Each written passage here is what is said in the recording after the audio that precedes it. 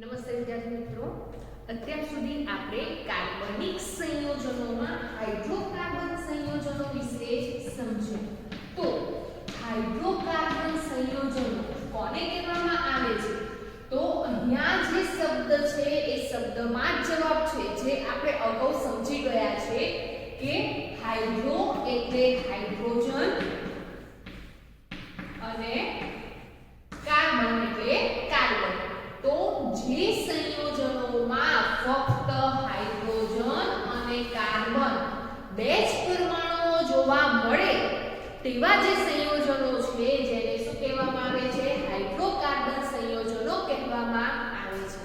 તો વિદ્યાર્થી મિત્રો, આપણે હાઇડ્રોકાર્બન સંયોજનોમાં આલ્કેન સંયોજનો, આલ્કીન સંયોજનો અને આલ્કાઇન સંયોજનો વિશે સમજી ગયા, જેમાં આલ્કેન સંયોજનોમાં કાર્બન કાર્બન પરમાણુઓ વચ્ચે એક બંધ જોવા મળે છે.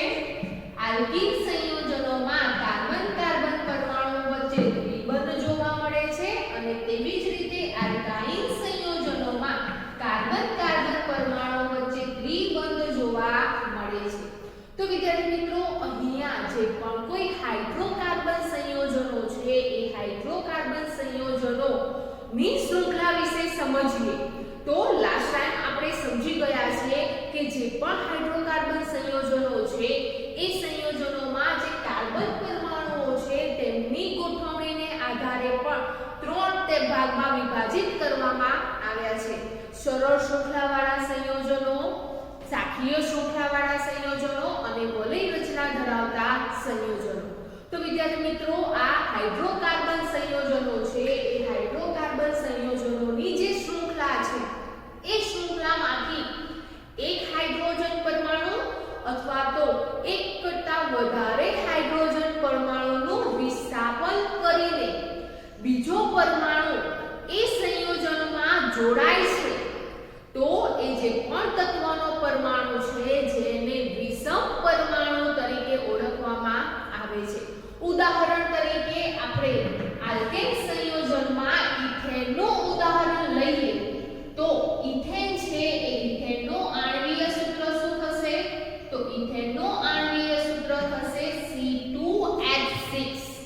પરંતુ તેની શૃંખલા, તો શૃંખલા આપણે એની સરળ શૃંખલા દર્શાવીએ તો ઇથેન છે એ ઇથેનની સરળ શૃંખલા કેવી રીતે દર્શાવીશું? તો કાર્બન કાર્બન પરમાણુઓ એકબીજા સાથે સીધી હરોળમાં ગોઠવાયેલા હોય છે અને તેની સાથે 6 હાઇડ્રોજન પરમાણુ સંયોજકતા સંતોષવા માટે જોડાયેલા જોવા મળે છે.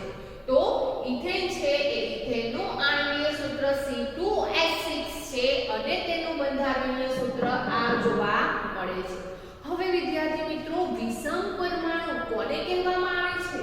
તો જે પણ કોઈ હાઇડ્રોકાર્બન સંયોજનો છે એ હાઇડ્રોકાર્બન સંયોજનોની જે શૃંખલા છે એ શૃંખલામાં રહેલા જે પણ કોઈ હાઇડ્રોજન પરમાણુ છે એ હાઇડ્રોજન પરમાણુમાંથી એક હાઇડ્રોજન પરમાણુ દૂર થાય અથવા તો એક કરતાં વધારે હાઇડ્રોજન પરમાણુ દૂર થાય અને તેની જગ્યાએ એક નવો પરમાણુ ઉમેરાય છે. તો ઉદાહરણ તરીકે અહીંયા ઇથેનના બંધારણીય સૂત્રમાં એક હાઇડ્રોજન પરમાણુનું વિસ્થાપન થાય છે અને હાઇડ્રોજન પરમાણુની જગ્યાએ અહીંયા ક્લોરીન પરમાણુ જોડાય છે. કયો પરમાણુ જોડાય છે? ક્લોરીન પરમાણુ જોડાય છે. ત્યારે આ બંધારણીય સૂત્ર કેવું જોવા મળે છે? તો આ બંધારણીય સૂત્ર આપણને CH3 CH2 Cl જોવા મળે છે. તો અહીંયા આ જે ઇથેનનું બંધારણીય સૂત્ર છે એમાંથી એક હાઇડ્રોજન પરમાણુનું વિસ્થાપન થાય છે અને તેની જગ્યાએ નવા તત્વનો પરમાણુ જોડાય છે. તો અહીંયા હાઇડ્રોજન પરમાણુનું વિસ્થાપન થઈને જુદા જુદા પરમાણુઓ જોડાય છે. એ જે પરમાણુઓ છે જેમને શું કહેવામાં આવે છે? તો અહીંયા જે ક્લોરીન પરમાણુ જોડાયો છે જેને વિષમ પરમાણુ તરીકે ઓળખવામાં આવે છે. તો વિષમ પરમાણુ કોને કહીશું? તો વિષમ પરમાણુ એટલે જે પણ હાઇડ્રોકાર્બન છે એમની શૃંખલામાંથી એક કે એક કરતાં વધારે હાઇડ્રોજન પરમાણુનું વિસ્થાપન કરીને નવા તત્વના પરમાણુઓ જોડાય છે તેમની સંયોજકતા તો કેવી જોવા મળે છે? તેટલી જ જોવા મળે છે. જે કાર્બન પરમાણુઓ છે એમની સંયોજકતા તો સંતોષાયેલી જ જોવા મળે છે. તેવી રીતે જે બીજા પરમાણુઓ છે એ જોડાયેલા જોવા મળે છે. તો એવા જે પણ કોઈ પરમાણુ છે જેને વિષમ પરમાણુ તરીકે ઓળખવામાં આવે છે. તો ઉદાહરણ તરીકે વિષમ પરમાણુ કયા કયા હોઈ શકે છે? તો વિષમ પરમાણુ તરીકે ક્લોરીન, બ્રોમિન, તેવી જ રીતે ઓક્સિજન, નાઇટ્રોજન, સલ્ફર જેવા જે પણ કોઈ પરમાણુ છે એ પરમાણુ હાઇડ્રોજનનું વિસ્થાપન કરે છે એની તેની જગ્યાએ એ પરમાણુ જોડાય છે જેથી તેમને વિષમ પરમાણુ કહેવામાં આવે છે. આ ઉપરાંત વિદ્યાર્થીઓ અહીંયા આપણે આ બંધારણ સૂત્રમાં જોઈએ છીએ તો બંધારણ સૂત્રમાં જે ક્લોરીન પરમાણુ છે એ ક્લોરીન પરમાણુ હાઇડ્રોજનનું વિસ્થાપન કરીને જોડાય છે. તો અહીંયા જે કાર્બનિક સંયોજન છે એ કાર્બનિક સંયોજનની જે લાક્ષણિક પ્રક્રિયાઓ છે એટલે કે અહીંયા આ જે પણ કોઈ કાર્બનિક સંયોજન છે એ સંયોજનની જે પણ કોઈ પ્રક્રિયાઓ છે એ પ્રક્રિયાઓ કોના પર આધાર રાખે છે? તો એ પ્રક્રિયાઓ જે પણ કોઈ પરમાણુ છે એ પરમાણુ અથવા તો પરમાણુના સમૂહ પર આધાર રાખે છે જેને શું કહેવામાં આવે છે? તો તેને ક્રિયાશીલ સમૂહ તરીકે ઓળખવામાં આવે છે. તો ક્રિયાશીલ સમૂહ કોને કહેવામાં આવે છે? તો વિદ્યાર્થી મિત્રો ક્રિયાશીલ સમૂહથી બનતા જે પણ કોઈ સંયોજનો છે તે પણ એક પ્રકારના કાર્બનિક સંયોજનો છે.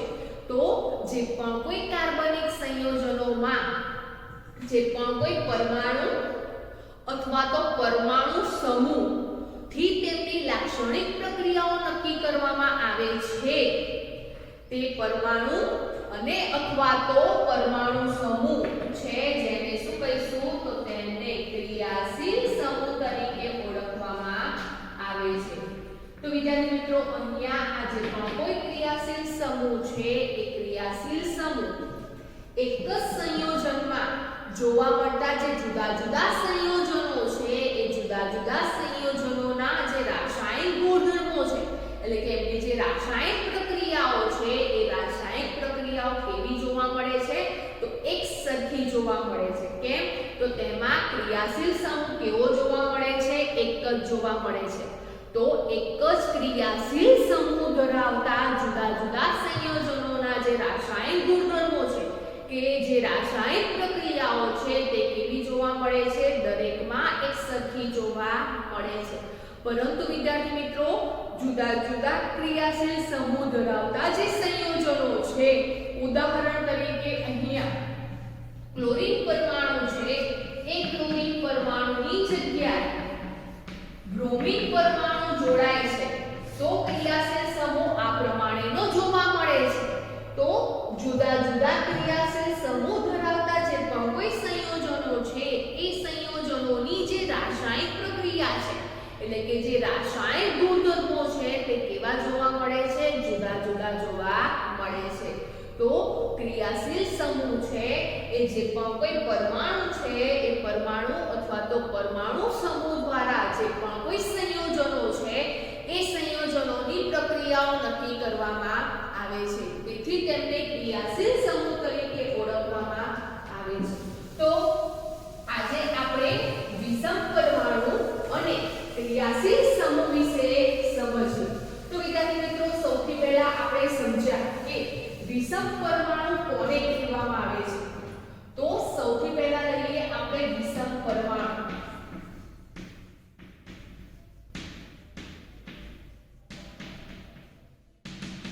તો વિષમ પરમાણુ કોને કહેશું? તો હાઇડ્રોકાર્બન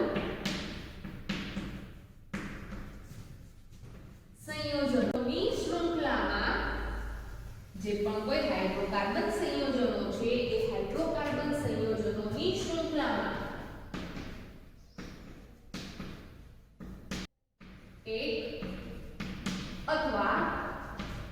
વધુ હાઇડ્રોજન પરમાણુ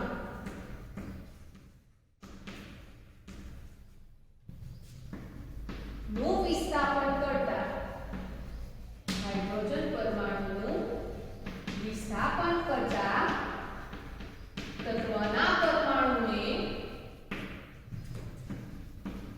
શું કહેવામાં આવે છે? તો તેવા જે પરમાણુ છે એમને વિષમ પરમાણુ કહેવામાં આવે છે. તો વિષમ પરમાણુ કોને કહેવામાં આવે છે? તો વિષમ પરમાણુ છે એ હાઇડ્રોકાર્બન સંયોજનોની જે શૃંખલા છે એ શૃંખલામાંથી એક હાઇડ્રોજન અથવા એક કરતાં વધારે હાઇડ્રોજન દૂર કરે છે. વિસ્થાપન એટલે દૂર કરે છે અને તેની જગ્યાએ બીજા તત્વના પરમાણુઓ જોડાય છે. એ બીજા જે પણ કોઈ તત્વના પરમાણુઓ જોવા મળે છે જેને વિષમ પરમાણુ તરીકે ઓળખવામાં આવે છે. ઉદાહરણ તરીકે ક્લોરીન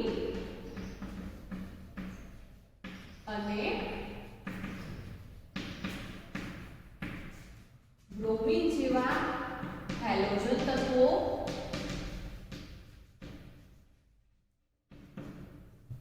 અને તેવી જ રીતે ઓક્સિજન, નાઇટ્રોજન અને સલ્ફર તત્વો. તો અહીંયા જે પણ કોઈ ક્લોરીન અને બ્રોમિન છે એ ક્લોરીન અને બ્રોમિનની સંયોજકતા સરખી જોવા મળે છે, એટલે કે એક સંયોજકતા જોવા મળે છે જેથી તેમને હેલોજન તત્વો તરીકે ઓળખવામાં આવે છે. જ્યારે ઓક્સિજન, નાઇટ્રોજન અને સલ્ફર છે તેમની સંયોજકતા જુદી જુદી જોવા મળે છે. તે પ્રમાણે જે કાર્બન છે એ કાર્બનની સંયોજકતા સંતોષાય તે પ્રમાણે ઓક્સિજન, નાઇટ્રોજન અને સલ્ફર તત્વના જે પરમાણુઓ છે એ હાઇડ્રોજનનું વિસ્થાપન કરીને કાર્બન પરમાણુ સાથે સંયોજાય છે. તેથી અહીંયા આ જે પણ કોઈ તત્વના પરમાણુઓ છે તેમને વિષમ પરમાણુ તરીકે ઓળખવામાં આવે છે. તેવી જ રીતે હવે ક્રિયાશીલ સમૂહ કોને કહીશું? તો ક્રિયાશીલ સમૂહ કોને કહેવામાં આવે છે? તો કાર્બનિક સંયોજનોની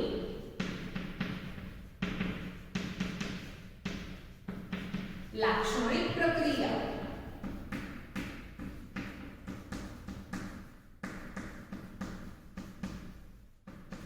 જે પરમાણુ કે પરમાણુ સમૂહ દ્વારા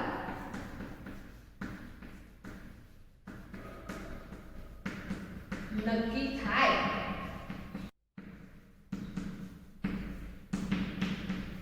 તેવા પરમાણુ કે પરમાણુ સમૂહને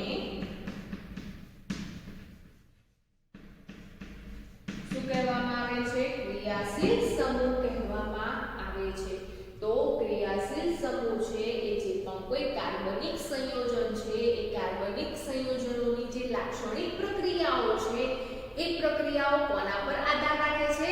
તો એ પ્રક્રિયાઓ એ સંયોજનમાં રહેલા જે પણ કોઈ વિષમ પરમાણુ છે, એટલે કે જે પણ કોઈ પરમાણુ છે અથવા તો પરમાણુનો સમૂહ છે તેની પર જો આધાર રાખે તેવા પરમાણુ અથવા તો પરમાણુ સમૂહને ક્રિયાશીલ સમૂહ કહેવામાં આવે છે.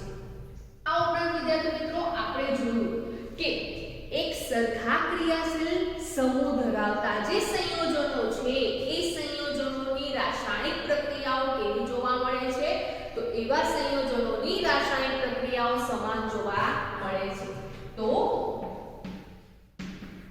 સમાન ક્રિયાશીલ સમૂહ ધરાવતા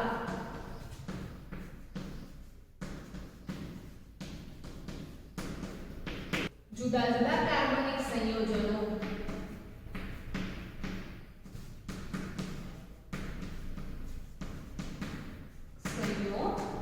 સંયોજનોની રાસાયણિક પ્રક્રિયા કેવી જોવા મળે છે? તો રાસાયણિક પ્રક્રિયા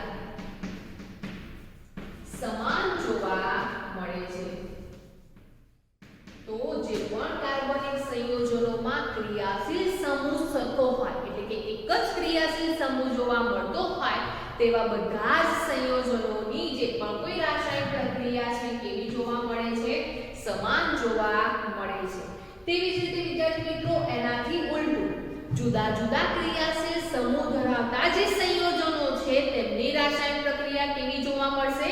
જુદી જુદી જોવા મળે છે। તો સમાન ક્રિયાશીલ સમૂહ ધરાવતા સંયોજનોની રાસાયણિક પ્રક્રિયા સમાન પરંતુ જુદા જુદા ક્રિયાશીલ સમૂહ ધરાવતા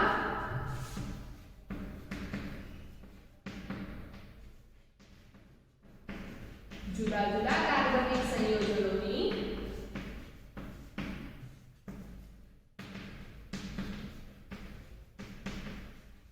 રાસાયણિક પ્રક્રિયા કેવી જોવા મળે છે?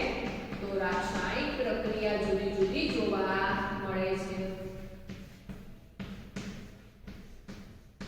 અને તેમના ગુણધર્મો પણ કેવા હોય છે? તો તેમના ગુણધર્મો પણ જુદા જુદા જોવા મળે છે। તો એક સમાન ક્રિયાશીલ સમૂહ ધરાવતા કાર્બનિક સંયોજનો જો જુદા જુદા હોય તો પણ તેમની રાસાયણિક પ્રક્રિયા સરખી જોવા મળે છે પરંતુ જુદા જુદા ક્રિયાશીલ સમૂહ ધરાવતા જો કાર્બનિક સંયોજનો હોય તો તેમની રાસાયણિક પ્રક્રિયા અને રાસાયણિક ગુણધર્મો કેવા જોવા મળે છે? જુદા જુદા જોવા મળે છે। આ ઉપરાંત વિદ્યાર્થી મિત્રો અહીંયા જે પણ કોઈ ક્રિયાશીલ સમૂહ છે એ ક્રિયાશીલ સમૂહમાં જે ઇલેક્ટ્રોન ની સંયોજકતા સંતોષવા માટે તેમની વચ્ચે એકલ બંધ દર્શાવવામાં આવે છે। જેવી રીતે અગાઉ આપણે સમજી ગયા છે કોઈ પણ અણુની રચનામાં સમજી ગયા છે તેવી જ રીતે અહીંયા પણ શું જોવા મળે છે? તો એકલ બંધ જોવા મળે છે। તો સમૂહની સંયોજકતાઓ એકલ બંધ દ્વારા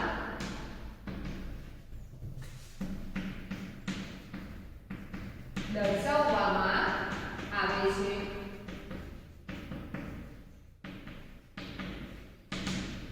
અને તેવી રીતે અહીંયા જે પણ કોઈ ક્રિયાશીલ સમૂહ છે એ ક્રિયાશીલ સમૂહ ધરાવતા જો પરમાણુ હોય તો પરમાણુ અથવા તો પરમાણુ સમૂહ હોય તો તેમની સંયોજકતા જે પ્રમાણેની જોવા મળે છે તે સંયોજકતાને આધારે જે કાર્બનિક સંયોજનો છે એટલે કે જે હાઇડ્રોકાર્બન સંયોજનો છે એ હાઇડ્રોકાર્બન સંયોજનોમાંથી એક અથવા તો વધારે હાઇડ્રોજન પરમાણુનું વિસ્થાપન કરે છે અને તે શૃંખલા સાથે જોડાઈ જાય છે અને નવો કાર્બનિક સંયોજન બનાવે છે। તો સંયોજકતા વડે એક કે વધુ હાઇડ્રોજન પરમાણુનું વિસ્થાપન કરીને કાર્બન શૃંખલા સાથે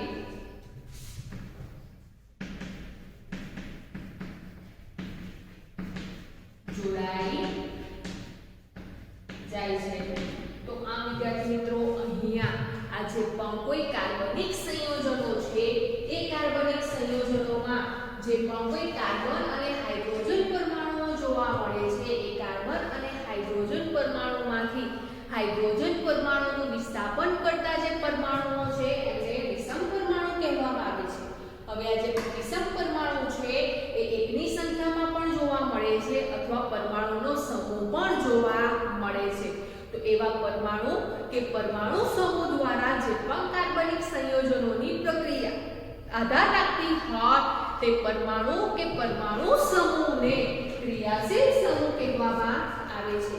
અને આ ક્રિયાશીલ સમૂહમાં સમાન ક્રિયાશીલ સમૂહ ધરાવતા કાર્બનિક સંયોજનોના રાસાયણિક ગુણધર્મો એટલે કે રાસાયણિક પ્રક્રિયાઓ સમાન જોવા મળે છે પરંતુ જુદા જુદા ક્રિયાશીલ સમૂહ ધરાવતા જે પણ કોઈ કાર્બનિક સંયોજનો છે તેમની રાસાયણિક પ્રક્રિયા અને રાસાયણિક ગુણધર્મો કેવા જોવા મળે છે? જુદા જુદા જોવા મળે છે। તેવી જ રીતે અહીંયા આ જે પણ કોઈ ક્રિયાશીલ સમૂહ છે એ ક્રિયાશીલ સમૂહના જે પરમાણુ કે પરમાણુ સમૂહ છે તેને એકલ બંધ દ્વારા દર્શાવવામાં આવે છે। અને તેવી જ રીતે એ જે પરમાણુ કે પરમાણુ સમૂહ છે એ કેવી રીતે જોડાય છે? તો એમની જે સંયોજકતા છે એ સંયોજકતા પ્રમાણે એટલા હાઇડ્રોજન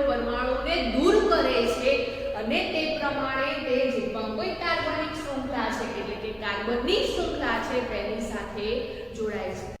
ઉદાહરણ તરીકે વિદ્યાર્થી મિત્રો જુઓ આ કોષ્ટકમાં કાર્બન સંયોજનોમાં કેટલાક ક્રિયાશીલ સમૂહો દર્શાવેલા છે. તો સૌથી પહેલી જે કોલમ છે એમાં વિષમ પરમાણુઓ દર્શાવેલા છે અને વિષમ પરમાણુઓમાં ક્લોરીન, બ્રોમિન જેવા હેલોજન તત્વો જોવા મળે છે અને ઓક્સિજન જોવા મળે છે.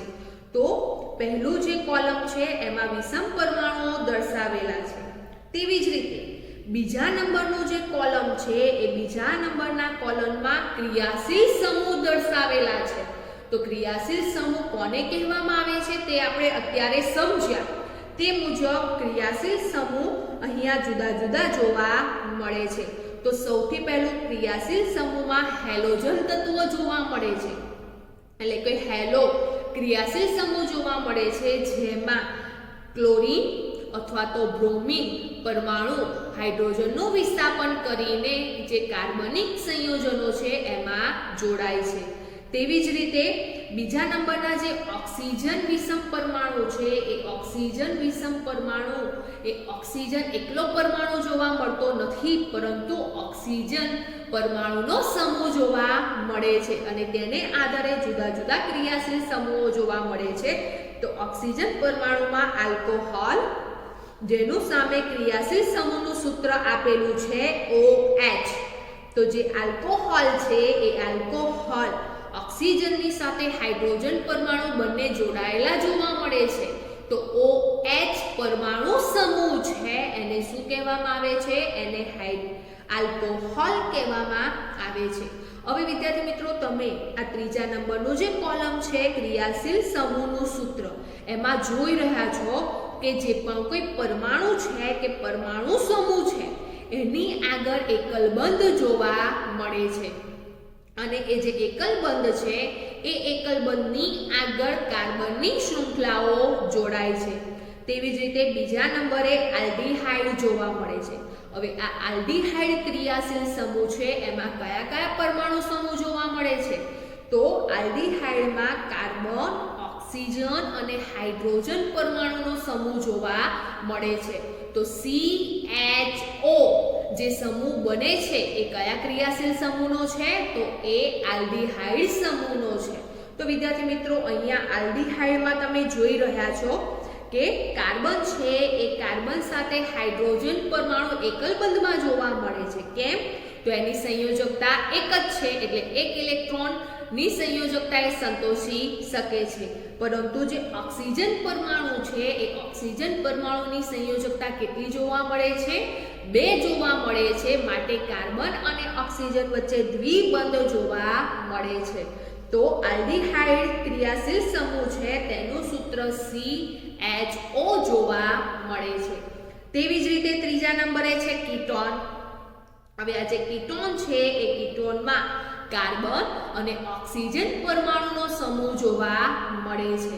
હવે આપણને ખબર છે કે ઓક્સિજનની સંયોજકતા 2 જોવા મળે છે, જેથી કાર્બન અને ઓક્સિજન વચ્ચે દ્વિબંધ જોવા મળે છે. તેવી જ રીતે કાર્બોક્સિલિક એસિડ, જેમાં કાર્બન, ઓક્સિજન અને હાઇડ્રોજન પરમાણુનો સમૂહ જોવા મળે છે. પરંતુ વિદ્યાર્થી મિત્રો અહીંયા જે કાર્બન પરમાણુ છે એ એકની સંખ્યામાં છે, તેવી જ રીતે હાઇડ્રોજન પરમાણુ એકની સંખ્યામાં જોવા મળે છે, પરંતુ ઓક્સિજન પરમાણુ છે એ 2ની સંખ્યામાં જોવા મળે છે. એટલે કે જે કાર્બન પરમાણુ છે એ કાર્બન પરમાણુ સાથે એકલ બંધમાં OH સમૂહ, જેને આલ્કોહોલ સમૂહ કહેવામાં આવે છે, ઉપરાંત કાર્બન પરમાણુ સાથે દ્વિબંધથી ઓક્સિજન પરમાણુ પણ જોડાય છે અને સમૂહ બનાવે છે. તો અહીંયા COOH જે સમૂહ છે જેને કાર્બોક્સિલિક એસિડ તરીકે ઓળખવામાં આવે છે. તો આ વિદ્યાર્થી મિત્રો અહીંયા આપણે કોષ્ટક દ્વારા સમજ્યા કે જે પણ કોઈ ક્રિયાશીલ સમૂહ છે એ ક્રિયાશીલ સમૂહમાં એક પરમાણુઓ જોવા મળે છે અથવા તો એક કરતાં વધારે પરમાણુઓ જોડાય છે અને પરમાણુ સમૂહ બનાવે છે, જેને ક્રિયાશીલ સમૂહ તરીકે ઓળખવામાં આવે છે.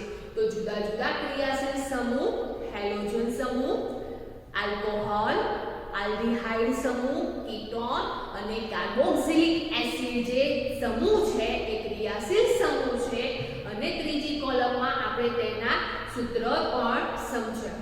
હવે વિદ્યાર્થી મિત્રો આ જે પણ કોઈ ક્રિયાશીલ સમૂહ છે એ ક્રિયાશીલ સમૂહથી જે પણ કોઈ કાર્બનિક સંયોજનો બને છે એ કાર્બનિક સંયોજનો ઉપરાંત જે હાઇડ્રોકાર્બન સંયોજનો આપણે અગાઉ સમજી ગયા છીએ એ હાઇડ્રોકાર્બન સંયોજનોમાં ક્રમિક આવતા જે પણ કોઈ સંયોજનો છે એ સંયોજનોમાં કાર્બન પરમાણુ અને જે હાઇડ્રોજન પરમાણુ છે એ હાઇડ્રોજન પરમાણુનો તફાવત કેવો જોવા મળે? એક સરખો જોવા મળે છે.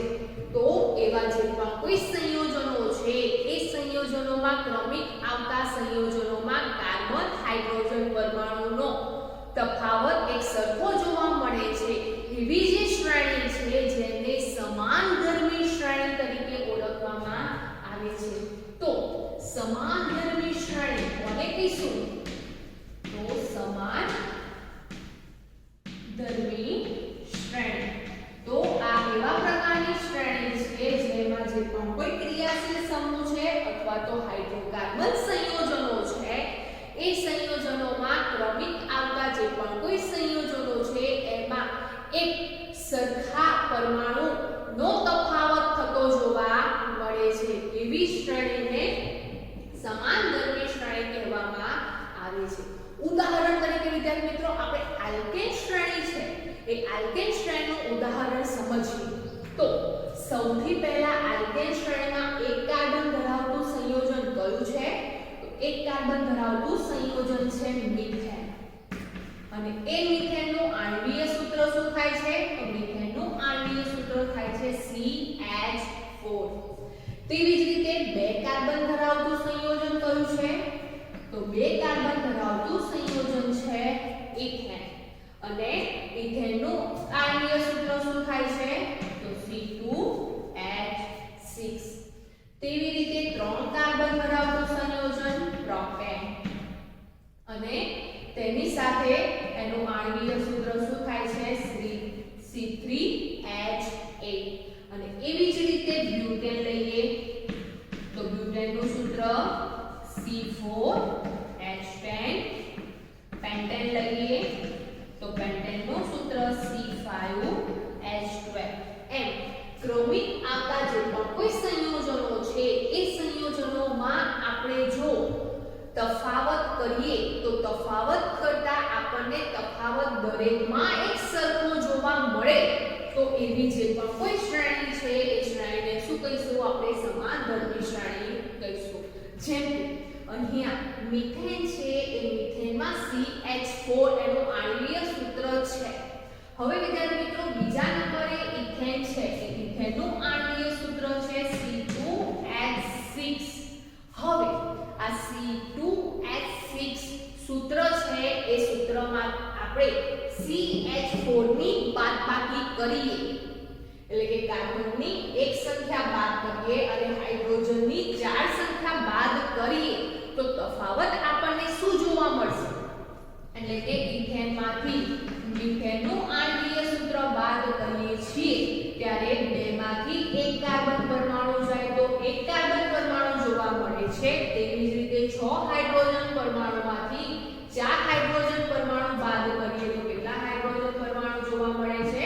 2 હાઇડ્રોજન પરમાણુ જોવા મળે છે. તેવી જ રીતે હવે પ્રોપેન છે C3H8. એ પ્રોપેનના આણ્વિય સૂત્રમાંથી ઇથેન છે એ ઇથેનનું આણ્વિય સૂત્ર આપણે બાદ કરીએ તો કાર્બનની સંખ્યા 3 છે એ 3 માંથી 2 બાદ કરીએ તો એક કાર્બન જોવા મળે છે. અને હાઇડ્રોજનની 8 સંખ્યામાંથી 6 સંખ્યા બાદ કરીએ તો હાઇડ્રોજન કેટલી સંખ્યામાં જોવા મળે છે? 2 ની સંખ્યામાં જોવા મળે છે. તેવી જ રીતે હવે બ્યુટેન લઈએ તો જે બ્યુટેન છે એ બ્યુટેનમાંથી પ્રોપેન છે એ પ્રોપેનનું આણ્વિય સૂત્ર આપણે બાદ કરીએ છીએ ત્યારે પણ આપણને તફાવતમાં CH2 જોવા મળે છે. અને તેવી જ રીતે જે પેન્ટેન છે એ પેન્ટેનમાંથી આપણે બ્યુટેન બાદ કરીએ છીએ ત્યારે પણ આપણને શું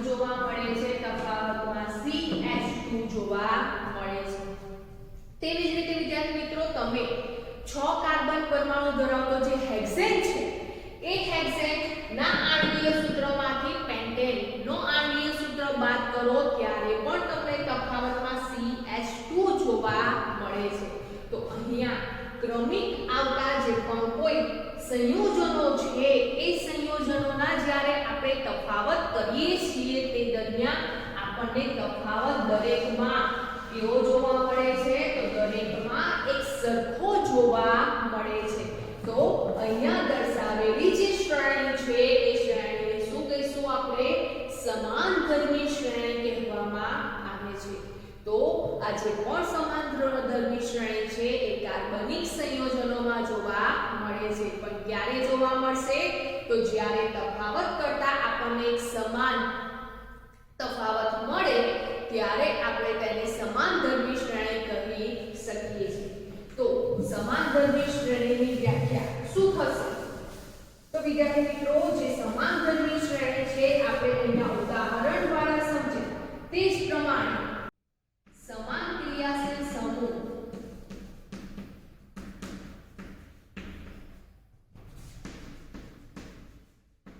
ધરાવતા કાર્બનિક સંયોજનોમાં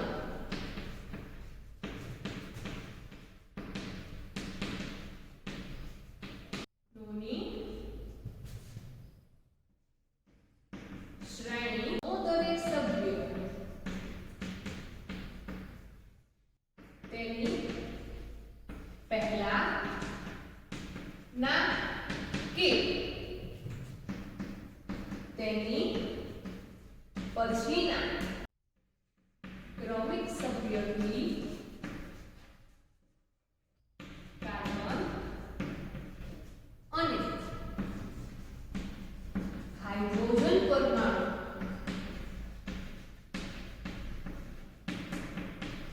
ઓની ચોક્કસ સંખ્યા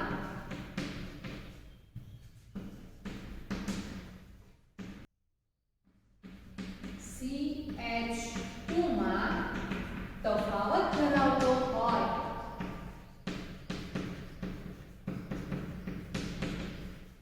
તેવી જે શ્રેણી છે શું કહેવામાં આવે છે? સમાનધર્મી શ્રેણી કહેવામાં આવે છે. તો સમાનધર્મી શ્રેણી કોને કહેવામાં આવે છે? તો જે પણ ક્રિયાશીલ સમૂહ ધરાવતા કાર્બનિક સંયોજનો છે એ કાર્બનિક સંયોજનોમાં ક્રમિક આવતા જે પણ કોઈ સંયોજનો છે તેમનો તફાવત CH2 જેટલો જોવા મળે છે, સમાન જોવા મળે છે તેવા જે સંયોજનો ધરાવતી જે શ્રેણી છે એને સમાનધર્મી શ્રેણી કહેવામાં આવે છે. હવે વિદ્યાર્થી મિત્રો, આ જે પણ કોઈ સમાનધર્મી શ્રેણી છે એની લાક્ષણિકતાઓ શું છે? એટલે કે એના લક્ષણો કયા કયા છે? તો આ જે પણ કોઈ સમાનધર્મી શ્રેણી છે એ સમાનધર્મી શ્રેણીના જે પણ કોઈ સંયોજનો છે એમાં તત્વો અને જે ક્રિયાશીલ સમૂહ છે એની સંખ્યા કેવી જોવા મળે છે? સરખી જોવા મળે છે. તો સમાનધર્મી શ્રેણીના જે સંયોજનો છે એ સંયોજનોમાં રહેલા તત્વો અને ક્રિયાશીલ સમૂહ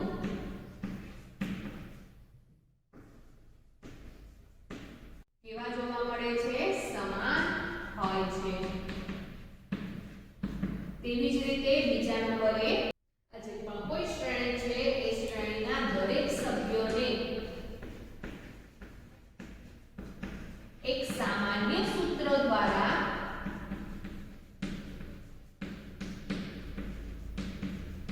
તેમના આણ્વીય સૂત્રો દર્શાવી શકાય છે.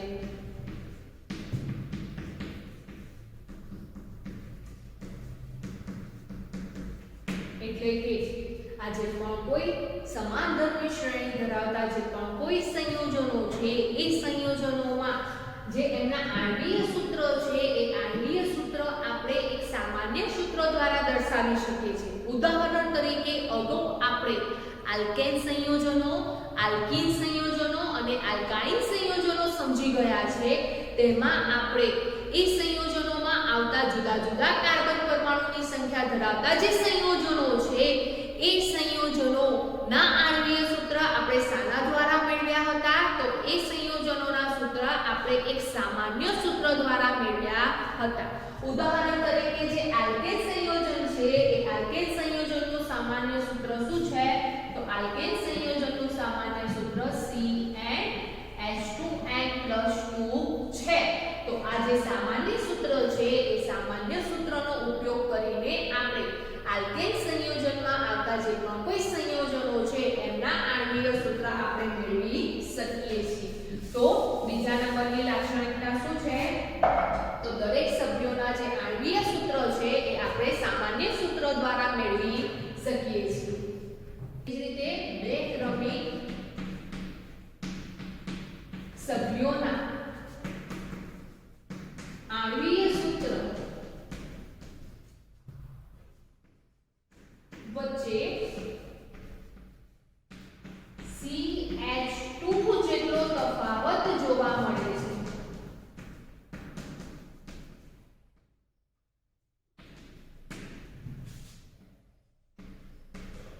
આપણે હમણાં જ ઉદાહરણ દ્વારા સમજી ગયા આલ્કેન સંયોજનોના 1 થી 4 કાર્બન ધરાવતા જુદા જુદા સંયોજનો સમજી ગયા અને એમના આણ્વીય સૂત્રનો તફાવત કર્યો. તે દરમિયાન આપણને તફાવત કેવો જોવા મળતો હતો? એક સરખો અને કેટલો જોવા મળતો હતો? તો CH2 જેટલો જોવા મળતો હતો. જેથી એ જે બે ક્રમિક સભ્યોના આણ્વીય સૂત્ર વચ્ચે જો CH2 જેટલો તફાવત જોવા મળે એને શું કહીશું આપણે? સમાન ગરમી શ્રેણી. તેવી જ રીતે બે ક્રમિક સભ્યોના આણ્વીય દળ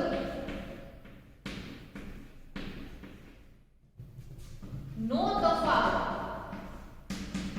કેટલો જોવા મળે છે? તો બે ક્રમિક સભ્યોના જે આણ્વીય દળ છે એ આણ્વીય દળનો તફાવત 14U જેટલો જોવા મળે છે.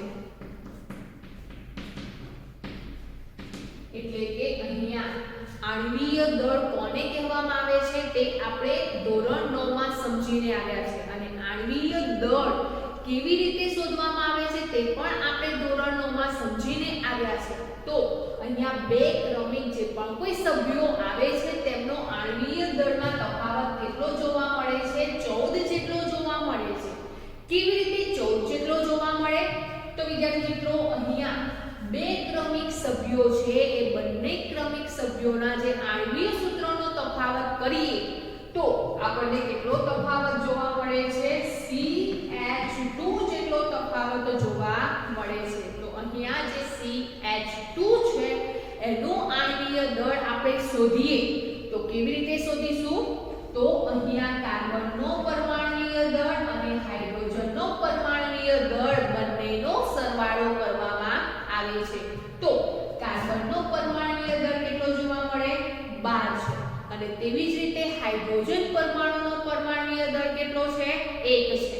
પરંતુ અહીંયા હાઇડ્રોજન પરમાણુ કેટલી સંખ્યામાં જોવા મળે છે? 2 ની સંખ્યામાં જોવા મળે છે. તો આપણે સરવાળો કરીએ તો કેટલો જોવા મળે છે? 14 જેટલો જોવા મળે છે. તો આ પરથી આપણે કહી શકીએ કે બે ક્રમિક આવતા જે પણ કોઈ સભ્યો છે તેમનું જે આણ્વીય દળ છે એ આણ્વીય દળનો તફાવત કેટલો જોવા મળે છે? 14 જેટલો જોવા મળે છે. તેવી જ રીતે દરેક સભ્યના નામકરણમાં સમાનપૂર્વક અથવા તો પ્રત્યય લાગે છે. એ પણ આપણે અગાઉ સમજી ગયા છે. જે પણ કોઈ સંયોજનોનું નામકરણ કરીએ છીએ ત્યારે એ સંયોજનોમાં આવતા જે પણ કોઈ સંયોજનો છે એનું નામકરણ એક સરખા પ્રત્યયથી અથવા તો એક સરખા પૂર્વકથી થતું જોવા મળે છે. એવી જ રીતે દરેક સભ્યમાં સમાન ક્રિયાશીલ સમૂહ હોય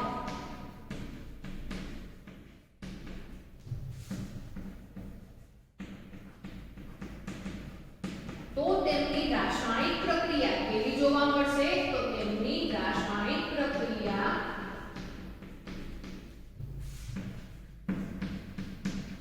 સમાન જોવા મળે છે.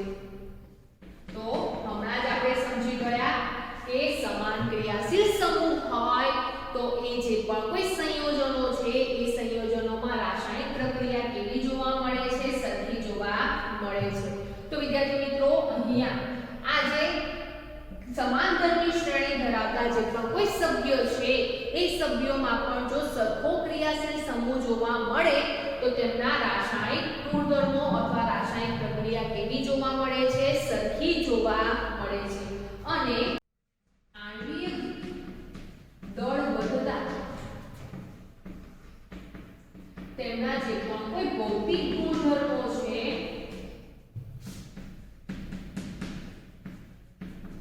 એમાં ક્રમબદ્ધતા જોવા મળે છે. તો વિદ્યાર્થી મિત્રો અહીંયા આ જે પણ કોઈ સમાનધર્મી શ્રેણી છે એમાં જો આણ્વિક દળ એક સરખો રીતે વધતો હોય અને કેટલો વધે છે તો ક્રમશઃ પછીના સંયોજનના જે સભ્યો છે એમાં 14 જેટલો આણ્વીય દળ વધે છે. તો જ્યારે પણ આણ્વીય દળ સમાનધર્મી શ્રેણીના દરેક સભ્યમાં જો વધતો હોય ત્યારે તેમના જે ભૌતિક ગુણધર્મો છે એમાં ક્રમબદ્ધતા જોવા મળે છે. ઉદાહરણ તરીકે જે પણ કોઈ સભ્ય છે એ સભ્યનું જો આણ્વીય દળ વધતું હોય તો તેમનું જે ભૌતિક ગુણધર્મ છે ઉત્કલન બિંદુ અને ગલન બિંદુ એવો જે ભૌતિક ગુણધર્મ છે એ ભૌતિક ગુણધર્મમાં પણ વધારો થતો જોવા મળે છે. પરંતુ તેમના જે રાસાયણિક ગુણધર્મો છે એ રાસાયણિક ગુણધર્મો કેવા જોવા મળે છે તો રાસાયણિક ગુણધર્મો છે એક સરખા જોવા મળે છે. તો આણ્વીય દળ વધતા ભૌતિક ગુણધર્મોમાં ફેરફાર થાય છે પરંતુ એમના જે પણ કોઈ રાસાયણિક ગુણધર્મો છે એ રાસાયણિક ગુણધર્મો સમાન હોય છે. તો આમ અહીંયા જે પણ કોઈ સમાનધર્મી શ્રેણી છે એ સમાનધર્મી શ્રેણી કોને કહીશું આપણે તો જે પણ કોઈ ક્રિયાશીલ સમૂહ ધરાવતા સંયોજનો છે એ સંયોજનોમાં ક્રમિક આવતા જે પણ કોઈ સંયોજનો છે પહેલાના કે પછીના જે પણ કોઈ સંયોજનો છે એ સંયોજનોમાં કાર્બન અને હાઇડ્રોજન પરમાણુ એક ચોક્કસ સંખ્યાથી તેનો તફાવત થતો હોય તેવી શ્રેણીને સમાનધર્મી શ્રેણી કહેવામાં આવે છે. અને તેમની લાક્ષણિકતા કઈ જોવા મળે છે, કેટલી લાક્ષણિકતાઓ તેઓ ધરાવે છે તો સૌથી પહેલા તત્વો અને ક્રિયાશીલ સમૂહ કેવા જોવા મળે છે, સરખા જોવા મળે છે. તેવી જ રીતે સામાન્ય સૂત્ર દ્વારા જે પણ કોઈ દરેક સભ્ય છે એના આણ્વીય સૂત્ર મેળવી શકાય છે. આણ્વીય સૂત્રમાં કેટલો તફાવત જોવા મળે છે, CH2 જેટલો તફાવત જોવા મળે છે. અને આણ્વીય દળમાં કેટલો તફાવત જોવા મળે છે તો આણ્વીય દળમાં 14 જેટલો તફાવત જોવા મળે છે. ઉપરાંત દરેક શ્રેણી છે એ શ્રેણીમાં નામકરણ એક સરખું જોવા મળે છે. એક સરખો પ્રત્યય લગાવવામાં આવે છે અથવા તો એક સરખો પૂર્વક લગાવવામાં આવે છે. ઉદાહરણ તરીકે આપણે આલ્કેન શ્રેણીની વાત કરીએ એટલે કે આલ્કેન સંયોજનની વાત કરીએ તો તેમાં રહેલા જે પણ કોઈ સંયોજનો છે એમના નામકરણમાં n પ્રત્યય લગાવવામાં આવે છે. ઉદાહરણ તરીકે મિથેન, ઇથેન, પ્રોપેન, બ્યુટેન. તેવી જ રીતે આલ્કીન શ્રેણી છે એમાં n પ્રત્યય લગાવવામાં આવે છે ઇથીન, પ્રોપીન, બ્યુટીન. અને એવી જ રીતે આલ્કાઇન શ્રેણીમાં આઇન પ્રત્યય લગાવવામાં આવે છે ઇથાઇન, પ્રોપાઇન, બ્યુટાઇન. એમનું નામકરણ છે એમાં એક સરખો પ્રત્યય લગાવવામાં આવે છે. તેવી જ રીતે જો સમાન ક્રિયાશીલ સમૂહ ધરાવતા સભ્યો હોય તો તેમની રાસાયણિક પ્રક્રિયા કેવી જોવા મળે છે, સરખી જોવા મળે છે. પરંતુ વિદ્યાર્થી મિત્રો જ્યારે પણ જે પણ સભ્યો છે એ સભ્યોમાં જો આણ્વીય દળ વધે છે ત્યારે તેમના ભૌતિક ગુણધર્મોમાં પણ ફેરફાર થતો જોવા મળે છે. ઉદાહરણ તરીકે તેમનો ગલન બિંદુ અને ઉત્કલન બિંદુમાં વધારો થતો જોવા મળે છે. પરંતુ તેમના જે રાસાયણિક ગુણધર્મો છે એ રાસાયણિક ગુણધર્મો કેવા જોવા મળે છે, સરખા જોવા મળે છે. તો આમ આજે આપણે વિષમ પરમાણુ ક્રિયાશીલ સમૂહ અને સમાનધર્મી શ્રેણી કોને કહેવામાં આવે છે તેના વિશે સમજ્યા.